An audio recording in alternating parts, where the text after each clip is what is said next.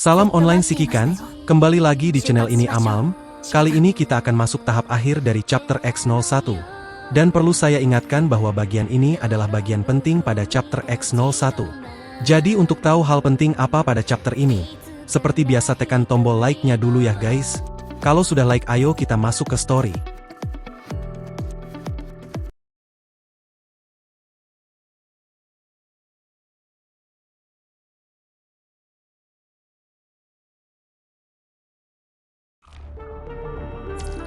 Suara mondar-mandir yang cemas memenuhi ruang penelitian, jauh di dalam fasilitas.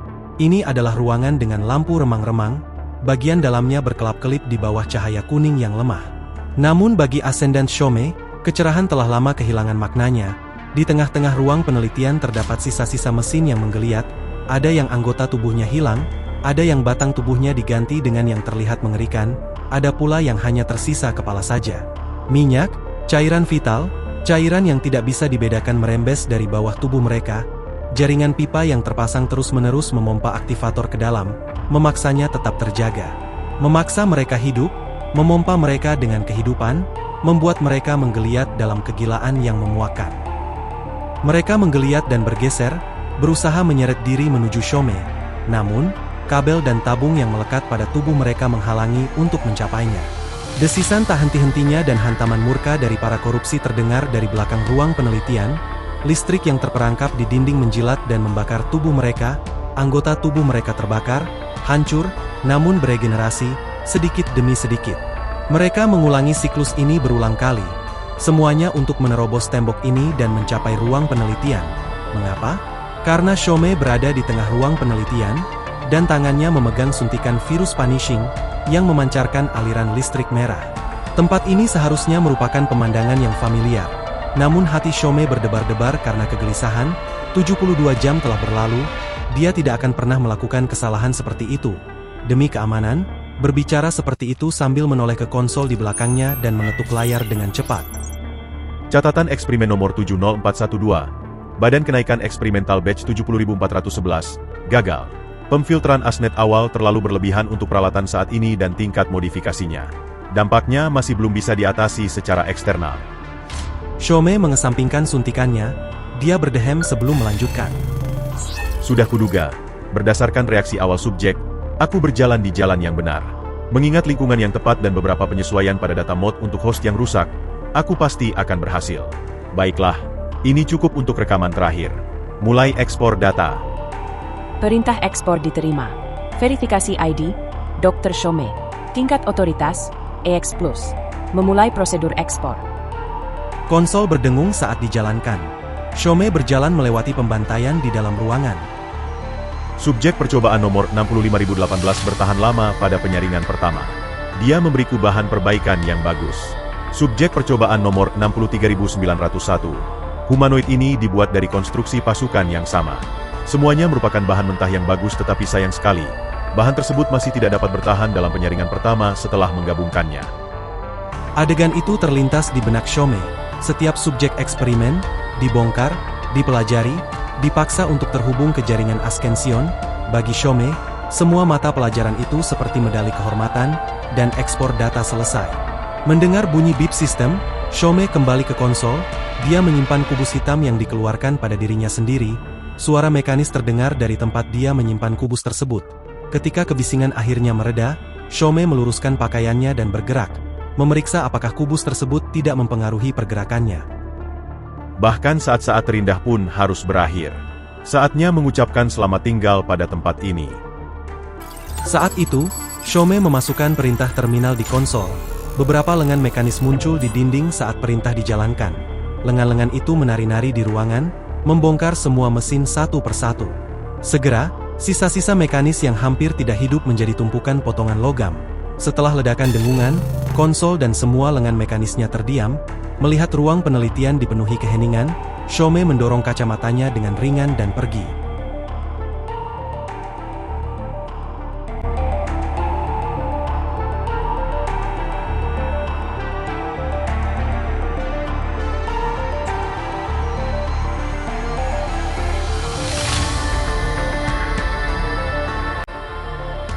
Shome berjalan sendirian di jalur utama fasilitas penelitian. Tiba-tiba, dia berhenti di sebuah kesektion. Ada suara yang memanggilnya. Shome mengenali suara itu dan cukup kaget dia datang, karena biasanya mereka tidak tertarik dengan penelitiannya. Dan suara itu menampakkan dirinya dari bayang-bayang. Kau tampak berbeda dari sebelumnya. Aku mengalami banyak hal di kota tersebut setelah kejadian itu. Benarkah?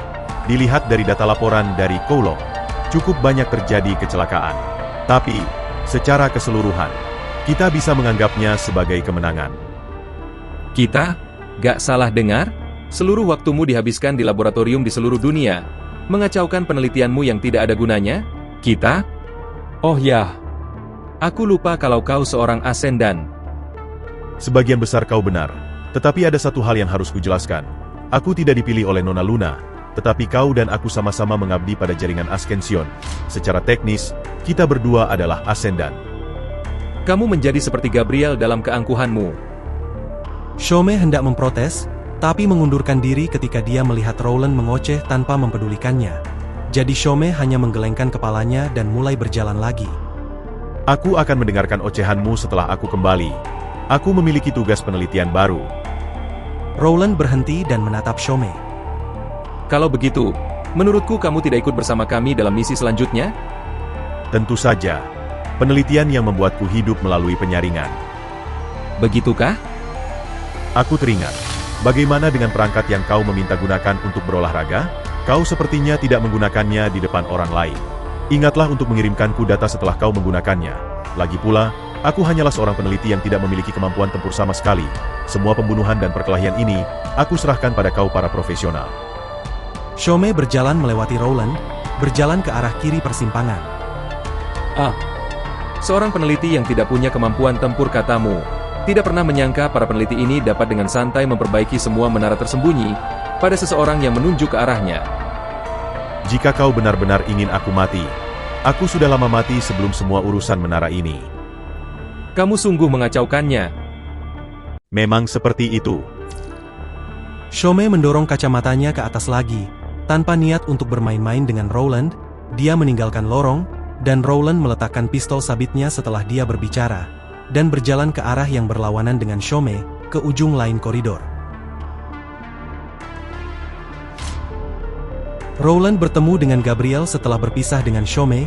Shome sengaja dilepaskan oleh mereka karena suatu alasan. Ya karena mereka tidak akan tahu lokasi laboratorium yang lain jika tidak melepaskannya. Dan dengan itu mereka semua akan mulai bergerak, bahkan Alpha pun sudah jalan lebih dulu. Kemudian saat Rowland berjalan melewati Gabriel, Gabriel berbalik menghadap fasilitas penelitian, melepaskan topinya sebagai tanda hormat. Dia mengembalikan topinya dan mengejar Rowland.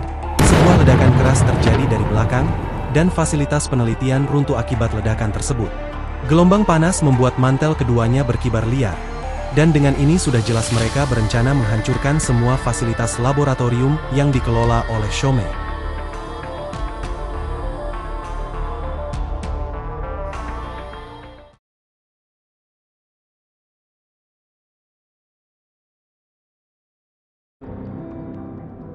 Rowland melaporkan kondisi tentang tujuan terakhir Shome yang akan ke Venus Splash Park, mendapatkan informasi dari seorang pria dengan bekas luka di wajah. Luna telah menganggap Shome pengkhianat, namun saat Rowland bilang akan mulai persiapan, dengan Luna menghubungi seseorang, dan suara pria yang sudah ada di saluran komunikasi Luna dari tadi. Dengan transmisi suara pria parubaya, layar terminal berkedip-kedip tanda merah besar menunjuk ke tengah gurun di Amerika Utara. Dialah yang memberitahu lokasi laboratorium Shome, dan juga tujuan ia selanjutnya. Ternyata memang Shome sedang mereka buru saat ini, dan setelah koordinatnya terkonfirmasi, Luna memutuskan saluran. Luna menginginkan Shome mati, beserta menghancurkan semua hasil penelitiannya tanpa tersisa, menginginkan hal tersebut dengan penuh semangat, dan dari sini Luna memang telah merencanakan kematian Shome saat di Venus Splash Park, menyuruh Rowland dan Gabriel untuk memicu dia keluar dari sarangnya, dan setelah ia mati, Rowland diizinkan untuk memainkan permainannya. Luna berbicara dengan ringan, tetapi para Ascendants yang hadir dapat langsung merasakan tekanan dalam kata-katanya. Siapapun yang mendengar mau tidak mau harus menurut. Dengan itu semua mengerti, setelah Gabriel dan Rowland berhasil memancingnya keluar, Alpha akan menghalangi semua orang yang ingin menggagalkan rencana ini, dan Lamia akan menyiapkan panggung kudetanya. Dan setelah selesai mengatur rencana, Mereka berpisah dan akan bertemu di Venus Splash Park. Rowland dan Gabriel menuju ke tujuan, menaiki speedboat sambil mengobrol tentang senjata peledak. Senjata yang digunakan Rowland saat di gerbang, dan saat sampai, saatnya menyiapkan panggungnya.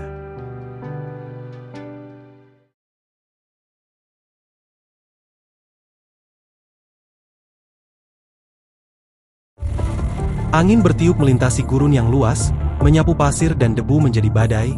Dalam cuaca badai pasir seperti ini, Alpa menerjang dengan sepeda motornya, dan sampai di reruntuhan, lalu berjalan ke dalamnya. Saat di dalam, Alpa mencapai tengah dan memindai. Lahan terbuka tersebut dipenuhi dengan sisa-sisa hewan bionik. Tanahnya dipenuhi kawah melingkar yang besar, dan bangunan di sekitarnya juga menunjukkan bekas bom dengan jelas. Alpa mendatangi bangunan yang relatif utuh dan membersihkan debu dari permukaan dengan lembut. Di bawah debu ada sebaris teks memudar, Operasi Akadia Nomor 5, Pangkalan Peluncuran Amerika Utara. Tampaknya ada sesuatu yang terjadi pada Alpa. Dia menoleh ke tumpukan sisa-sisa bionik dan berjalan ke arah mereka. Dengan jentikan pergelangan tangannya, sisa-sisa yang bertumpuk sembarangan itu langsung hancur oleh pedangnya. Mereka hancur berkeping-keping dan tersebar di seluruh tanah, memperlihatkan sebuah kapal pengangkut tua yang terkubur di bawahnya. Sebagian besar kapal pengangkut hancur akibat bom dan ruang pemuatan menjadi bengkok hingga tidak dapat dikenali lagi, hingga tidak perlu bertanya-tanya apa yang terjadi pada penumpang dan muatannya. Lambang keluarga berkilauan di sisi puing-puing kapal pengangkut, terlihat motif dari timur. Pemilik mesin angkut itu menuliskan namanya dengan warna merah mencolok di bawah lambang keluarga. Shunsuke, itu pamannya ya? Hei, seperti dugaanku. Shome, kamu memiliki bakat dalam membangkitkan balas dendam. Sayang sekali kamu memilih jalan yang salah. Binatang yang tidak dapat dijinakkan tidak layak untuk dipelihara. Badai pasir berangsur-angsur mereda dan Alpa kembali ke sepeda motornya. Alpa meninggalkan pangkalan peluncuran dan menuju pusat kendali. Dengan motornya dia berhenti di depan sebuah bangunan yang relatif utuh di gurun. Usai memarkir sepeda motornya, Alpa berjalan menuju pintu utama gedung. Dia hendak masuk, tapi tiba-tiba berhenti, menyadari dari karat pintu yang tidak teratur. Sepertinya tempat ini sering didatangi, bahkan selain dari Shome. Lalu Alpa melihat sisi bangunan. Setumpuk peti perbekalan di bawah naungan, tersembunyi di semak-semak kering. Makanan manusia dan sejumlah mainan kecil. Melihat itu Alpa menyeringai dan mengarahkan pedang ke depan. Melalui pantulan pedangnya, garis tipis transparan terlihat tergantung di udara, yaitu ranjau militer tua. Lalu ada langkah kaki mengetuk-ngetuk dari seberang pintu. Dalam satu gerakan cepat, Alpa menusukkan pedangnya ke dinding dan dengan mulus melompat ke atap gedung, dan ternyata yang datang adalah prajurit Forsaken. Mereka membicarakan soal ascendant yang muncul, dan masih dalam kendali. Ya, mengapa mereka muncul di tempat seperti ini? Walau mereka akan diinterogasi, Tuan Watanabe meminta mereka melakukan unjuk rasa di pangkalan terdekat untuk berjaga-jaga. Namun saat kedua Forsaken mulai bertanya-tanya tentang sepeda motor di depan pintu, Alpa melompat turun dari atap dan dengan cepat menjatuhkan keduanya dengan gagang pedang. Lalu kembali menyarungkan pedangnya dan berjalan ke dalam pusat kendali. Anggota Forsaken yang tak terhitung jumlahnya mengalir ke sana kemari di dalam gedung. Alpa bersembunyi di balik bayang-bayang, mengamati situasi di ruang kendali utama. Di ruangan remang-remang ini, Watanabe menempelkan belati kuat-kuat ke leher Shome. Beberapa tentara berada di sisi Watanabe, beserta peralatan yang memadai. Beksonidas, bermata satu, bertelinga satu, separuh kulit kepalanya tersisa, tulang punggung skuadron 19. Seorang pria yang hanya menyerah pada kematian. Ya, singkat cerita Watanabe sedang curhat soal anggotanya, sambil menginterogasi Shome saat ini. Namun sepertinya sulit bagi Shome untuk buka mulut dengan keadaan seperti akan dikudeta. Ya, kondisi Shome sekarang sedang dikepung oleh prajurit. Dan saat Shome melihat tidak ada titik terang pada diskusi ini, percikan listrik muncul di udara sekitar Shome. Jika dilihat dari dekat akan terlihat bahwa percikan api berasal dari mesin berbentuk bola kecil di tengahnya. Menyadari bahaya, Watanabe melepaskan belati di leher Shome. Tepat setelah itu, percikan listrik terhubung dan meletus dengan hebat di sekitar Shome. Asap memenuhi ruang kendali utama, dan sepertinya Shome lolos. Namun informasi terakhir saat diinterogasi Shome menuju lapangan terbang belakang gedung ini, karena tadi Shome bilang mau pinjam pesawat, ya mereka pun bergegas ke sana. Forsaken bergegas keluar dari gedung, namun pesawat tempur yang dikemudikan oleh Shome sudah lepas landas, memberi komando untuk mengejarnya. Namun saat Forsaken hendak menaiki pesawat tempur, Alpha muncul di hadapan Forsaken. Sedikit mengobrol tentang masa lalu di Kowloon, dan akhirnya Watanabe perintahkan pasukan untuk membuat formasi, dan mereka akhirnya bertarung. Singkat cerita mereka bertarung saling menunjukkan hasil yang berbeda dari sebelumnya. Dan Watanabe sempat menanyakan tentang apa yang mereka rencanakan. Dan Alpha menjawab mereka sedang berburu. Dan Watanabe berhasil memberikan goresan luka pada Alpha. Yah veteran mah beda ya guys. Alpha mencoba mengajak kesepakatan dengan dalih prajurit yang perlu diselamatkan tepat waktu. Namun salah satu Forsaken di tanah menembak ke arah Alpha dengan gemetar. Tapi sebelum peluru itu mencapainya, Alpha dengan santai menangkis dengan pedangnya. Yah Watanabe sepertinya sepakat, dan Alpha bilang dia perlu memastikan mangsa mereka sampai di tujuan. Membuat Watanabe makin penasaran apa yang akan mereka lakukan pada Shome, dan Alpha sambil berbalik ke sepeda motornya dan bilang, dia hanya mengejar kebenaran palsu. Dan akhirnya mereka berpisah.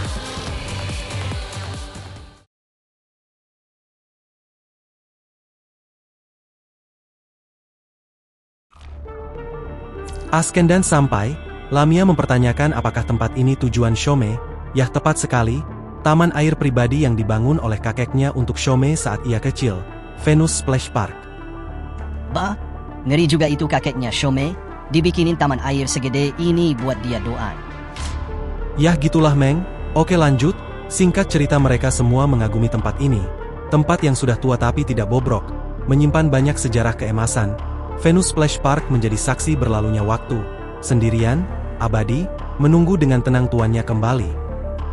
Lalu Luna berjalan dari belakang mereka bertiga, dan yang lain langsung memberi hormat, dan Luna menjelaskan tugas mereka masing-masing. Gabriel akan menangani pusat energi yang mendukung pengoperasian taman hiburan, kemungkinan tujuan Shome datang ke sini tersembunyi di sana, sementara Rowland akan urus jebakan hiburan. Setelah memberikan instruksi kepada Gabriel dan Rowland, Luna memiringkan kepalanya ke platform observasi besar di langit. Langsung memberi tugas untuk Lamia mengatasi yang di udara. Operasi mereka kali ini pasti akan membuat faksi di sekitar waspada. Tapi tidak boleh menghalangi rencana mereka, karena tempat ini akan menjadi pemakaman untuk Shome, sekaligus untuk memperingatkan yang lain jika tak ingin menurut. Setelah menugaskan misi kepada para Ascendants, Luna menuju ke kedalaman taman hiburan, dan disinilah para Ascendants memulai rencana mereka. Dengan Lamia yang bertugas di udara, dia dapat mengontrol kepadatan punishing virus dari udara dan memusatkannya ke bawah tanah. Yah kita sudah tahu soal itu. Tapi untuk membuat mereka berkumpul memerlukan pemusatan, dan Gabriel menemukannya di bawah tanah, yaitu balok merah yang Camu temukan saat ia masuk ke bawah tanah. Dan dengan peralatan yang Gabriel dapatkan di Kowloon, dia dapat dengan mudah membuat mesin sebesar itu menjadi kepadatan virus pada level zona mati, hanya kurang dari setengah jam. Yah seperti yang saya bilang, kekalahan di Kowloon akan menjadi masalah besar ke depannya.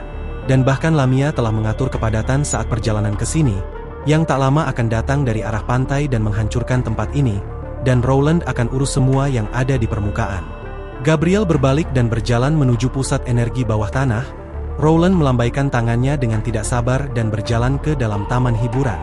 Mereka ini memang komplotan mengerikan ya guys.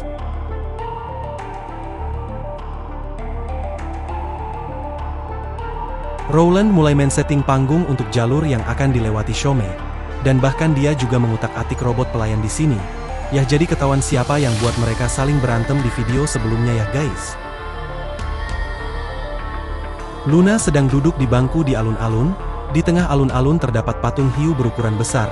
Di bawah patung hiu terdapat lambang keluarga yang terlihat motif timur dengan nama tertulis di tombak hiu emas.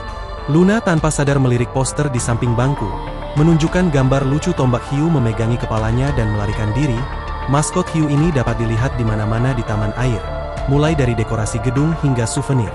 Yah kakeknya sangat penyayang. Luna menatap patung tombak hiu itu, yang menyanyikan lagu anak-anak secara berulang-ulang, lalu menghampiri patung itu. Dia menyentuhnya dengan lembut, lalu sambaran petir melintas di patung itu. Suara elektronik berasal dari gelang Luna, dengan nama Dialer ditampilkan di tengah layar. Luna mengetuk gelang itu dengan ringan dan menyambungkan. Suara yang sama pada saluran komunikasi saat awal diskusi rencana, melaporkan bahwa tugas mereka di Kowloon sudah selesai, dan juga ia mendapatkan informasi soal Babilonia yang akan beraliansi dengan Aru, tapi Luna tak peduli, dan memintanya untuk tetap fokus, karena misi pria misterius ini lebih penting. Yah, pria misterius yang saya maksud adalah pria di telepon itu ya guys. Lalu sedikit basa-basi dan telepon ditutup, pusat energi di bawah kaki Luna mengaum. Dan seiring dengan badai virus yang berputar-putar di udara, Luna tahu pertunjukan akan segera dimulai.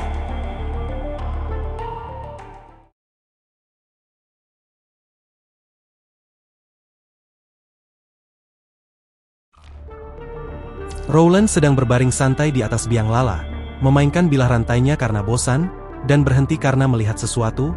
Yah, dia melihat Grey Raven datang. Di sisi lain, Shome keluar dari pesawat dan turun dari pantai. Dia menuju ke arah taman hiburan. Berada dari sudut pandang yang menguntungkan, memperhatikan semuanya, dia melakukan peregangan dengan malas, lalu dengan santai meninggalkan biang lala dan menuju ke arah Shome. Akhirnya hidangan utama datang. Setelah Rowland dan Camu bertarung, Rowland berpaling dari Camu yang tidak berdaya dan keluar, dengan memberikan tembakan perpisahan, namun meleset, tetapi tembakan itu memang bukan untuk melukainya. Jejak rantai yang terlihat kuat dari peluru tersebut, memakan dinding taman hiburan di belakang Camu. Setelah itu dia menarik rantainya, menekan tombol remote dan ledakan terdengar di seluruh taman.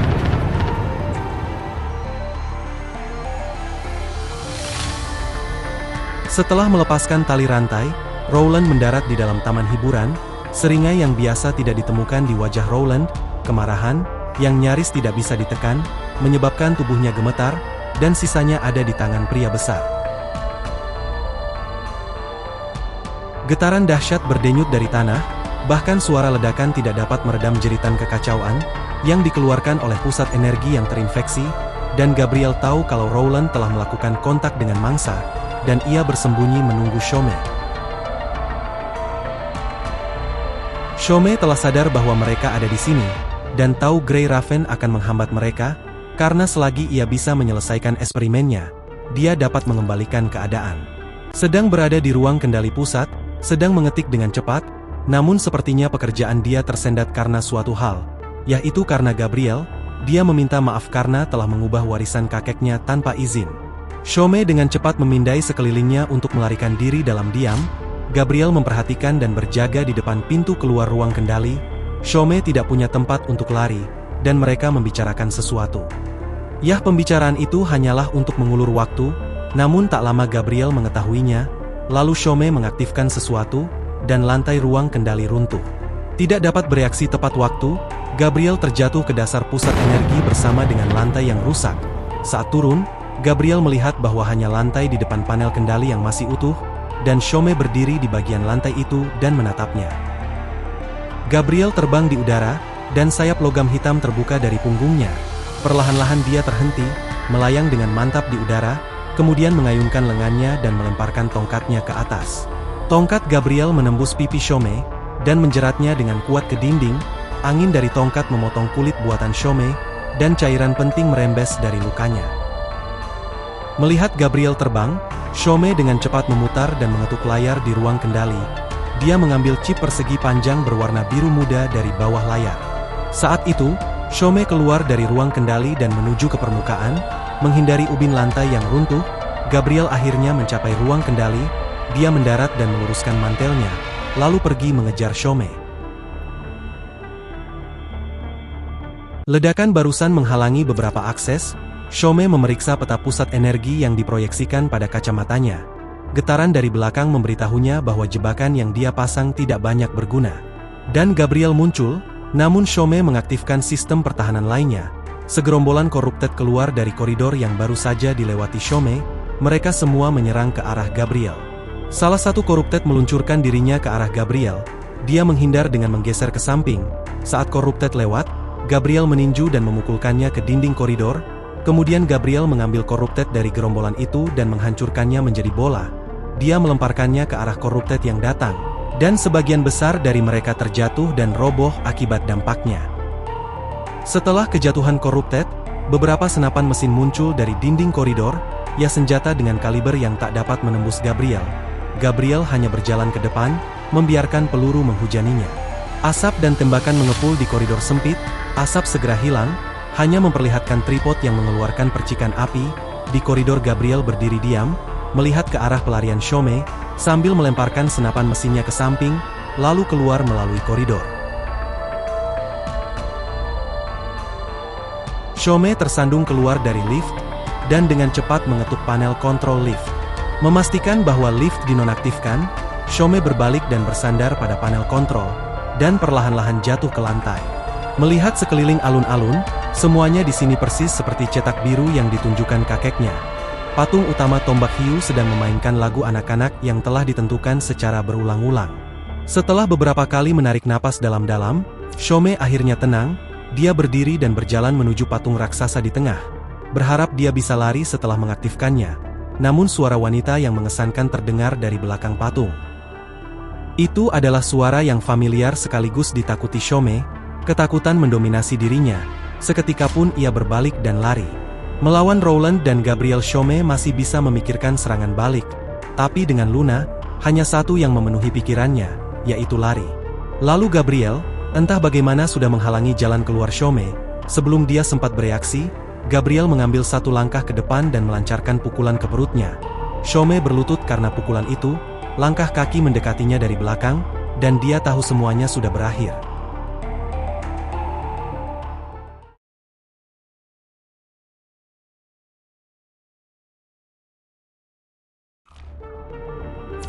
Tepat setelah Luna memuji Lamia, kembali berbicara dengan Shome, ya Shome sudah tak bisa berbuat apa-apa saat Luna di hadapannya.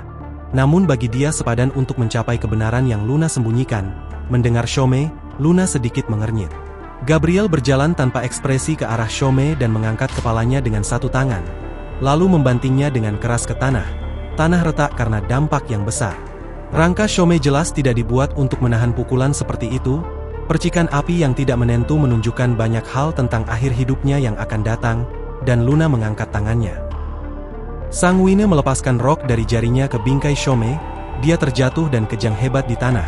Meskipun tubuh Shome dilumpuhkan oleh Gabriel, dia secara paksa dibangunkan oleh Luna. Dan tiba-tiba Shome teringat dan berkata saat dia menanam pohon ceri, dan keluarganya terpesona dengan keindahan pohon tersebut. Shome menundukkan kepalanya, terengah-engah dan berusaha mengeluarkan kata-kata dari mulutnya. Mengabaikan pertanyaan Gabriel, dia terus melanjutkan.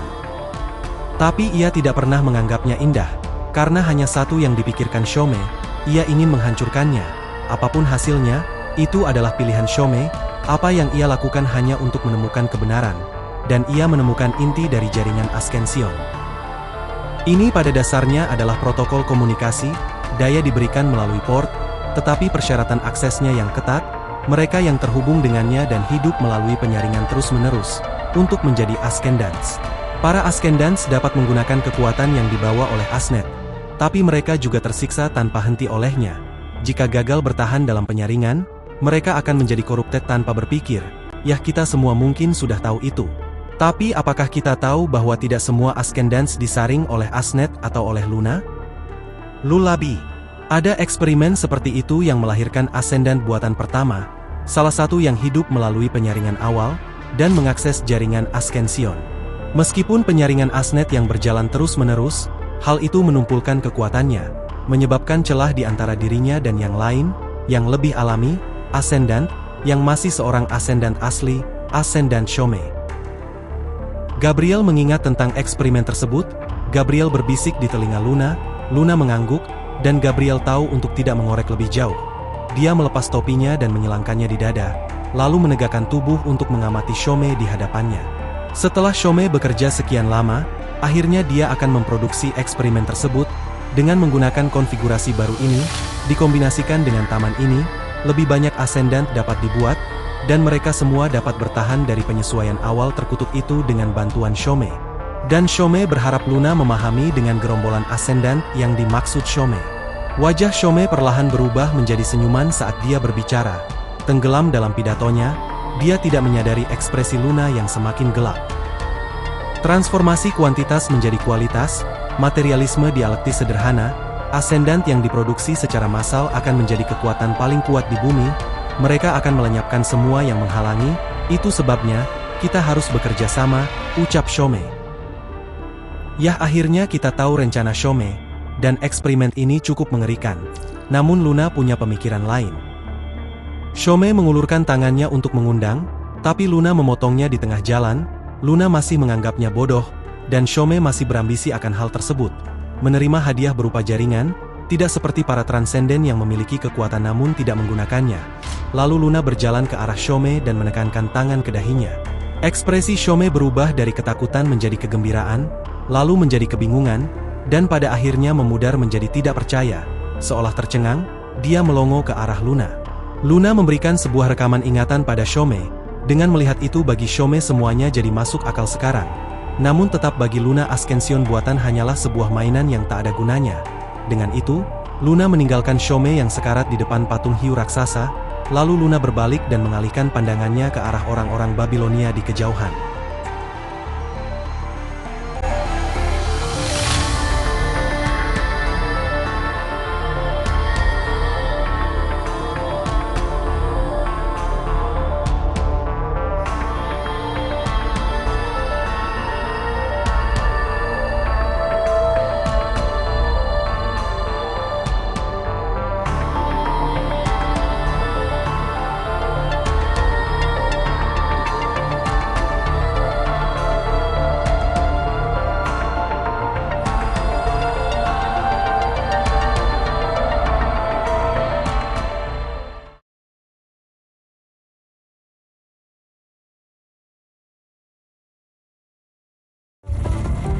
Luna berdiri sendirian di pintu masuk Venus Splash Park sambil memandangi pantai.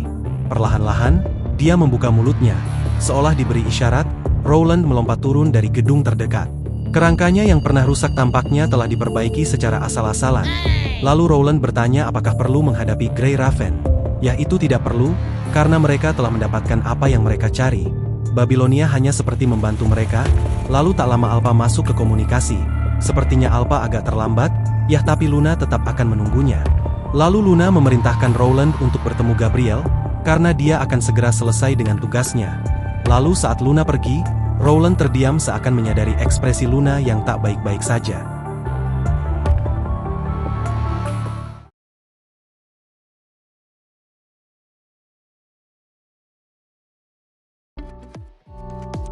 Mengobrol tentang tujuan yang sudah selesai mengeksekusi Shome, tapi Luna terlihat tidak senang. Luna terdiam sesaat karena kata-kata Alpha, seolah menyadari ekspresi tidak biasa yang dia kenakan. Dia dengan cepat menyesuaikan diri dan kembali normal. Dan Luna bilang tidak apa-apa, lalu sekarang apa selanjutnya? Mendengar pertanyaan Alpha, Luna menundukkan kepalanya sambil berpikir, dan Alpha berdiri di sampingnya menunggu, melihat pemandangan sekitar. Yah, kalau belum ditentukan tujuan selanjutnya, mari kita bersantai dulu, kata Alpha. Lalu Lamia pun muncul dan mendukung. Alpha mengancam Lamia karena dia tidak suka dengan kamuflase Lamia yang tiba-tiba nongol. Dan Lamia minta maaf untuk kesekian kalinya akan hal tersebut. Lamia berjuang mati-matian, bahkan melirik Luna untuk meminta bantuan. Melihat keduanya, kicauan pelan keluar dari bibir Luna, dan Luna tertawa melihat mereka bertengkar. Alpha dan Lamia terdiam mendengar tawa Luna. Luna menggelengkan kepalanya dan bilang, "Kita akan istirahat sampai bantuan Babilonia tiba." Panasnya musim panas tidak mereda bahkan di malam hari. Angin malam yang dibawa oleh laut merupakan gelombang kelembapan yang tinggi. Meski tidak menyenangkan, hal itu tidak menyurutkan semangat orang-orang yang berada di pantai. Kerumunan dari Babilonia sedang mengadakan perayaan besar di pantai, namun jalan setapak itu dingin dan kosong. Langkah kaki terdengar nyaring dari salah satu ujung jalan, menambah kesan semarak pada jalan yang sepi ini. Lalu Alpha dan Lamia mengobrol. Lamia cukup senang karena bisa istirahat, tapi heran kenapa kita harus bekerja lagi.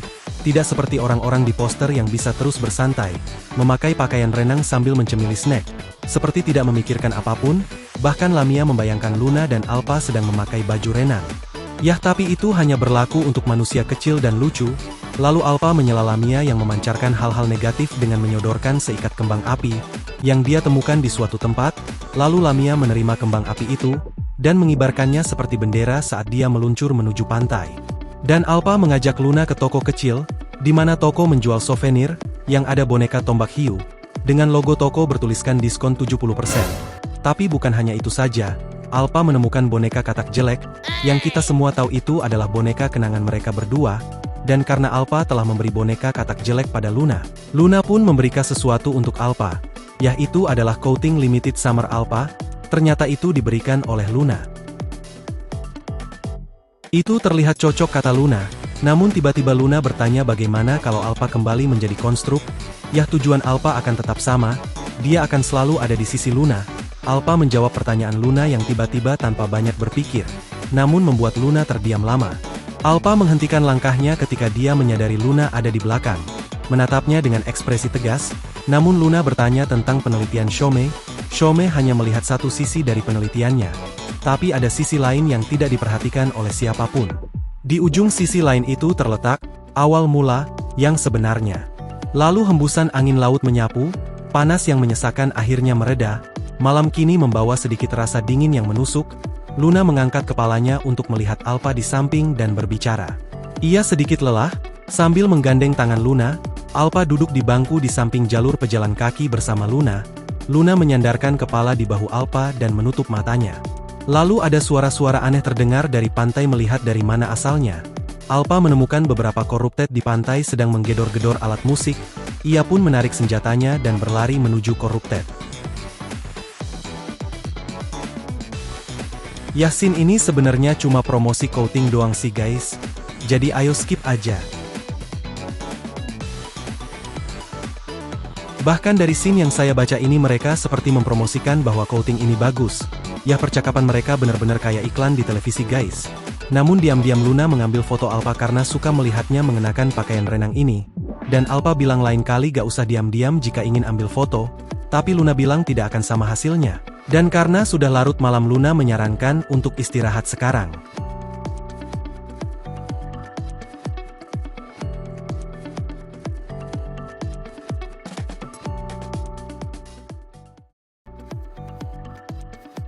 Dan akhirnya chapter X01 tuntas.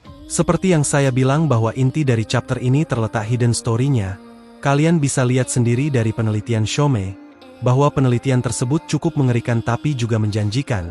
Namun sayangnya Luna menolak, dan sepertinya hanya Luna sendiri yang tahu jawabannya kenapa dia menolak.